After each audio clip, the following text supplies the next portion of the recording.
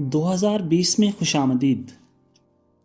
ये फीनिक्स की कहानी है और मेरी पसंदीदा तरीन कहानियों में से एक है, क्योंकि ये राख से ज़िंदगी के जन्म लेने की कहानी है। फीनिक्स ड्रैगन से मिलते जुलते परों वाले एक ख्याली परिंदे का नाम है, जिसके बारे में कहा जाता है कि ये बहुत खूबसूरत, खुश रंग और खुश आवाज़ होता है। ये सिर्फ खुशगुलू ही नहीं, बल्कि उसे सब रागों पर भी उबूर हासिल होता है। एक ऐसा वक्त आता है जब वो खुद सूखी लकड़ियां जमा करता है और फिर उन पर बैठकर राग दीपक छेड़ देता है। सुलगते सुलगते वो लकड़ियां शोले की सूरत जलने लगती हैं। आलमे बेखुदी में फीनिक्स इस भड़कते अलाव में जलकर राख हो जाता है। जब बारिश उस राख पर पड़ती है, उसमें अंडा पैदा हो जाता है, जिससे एक नया फीनिक्स जन्म लेता है।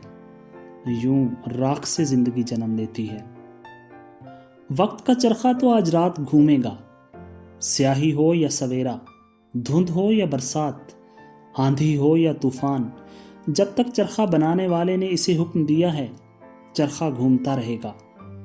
इस बार तो चरखा पूरा अशरा घूम जाएगा, जो कई एतबार से अशरे जवाल नजर आता है।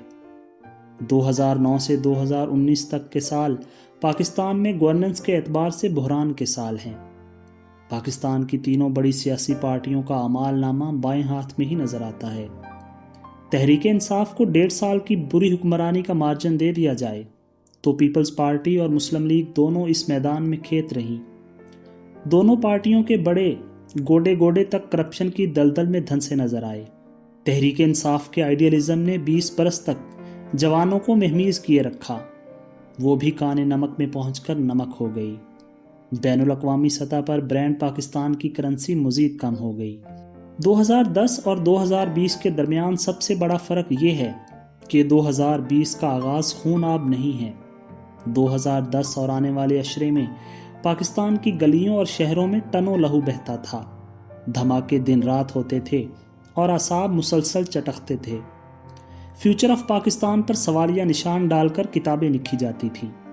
देखने वालों को एक और इराक, शाम और लीबिया बनता नजर आता था।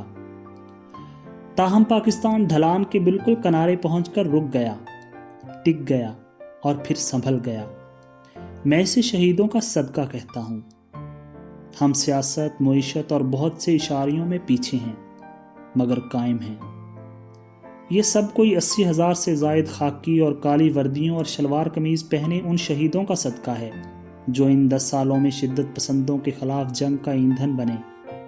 मेरे लिए वही इस अशरे के हीरो हैं और मैं उन्हें सलाम पेश करता हूँ। हालात हाज़रा बुरे हैं, मगर इससे भी बहुत बदतरीन हो सकते थे। हमारा मुल्क कायम है, शनाख्त भी, और आने वाले कल में उम्मीद भी सलामत है।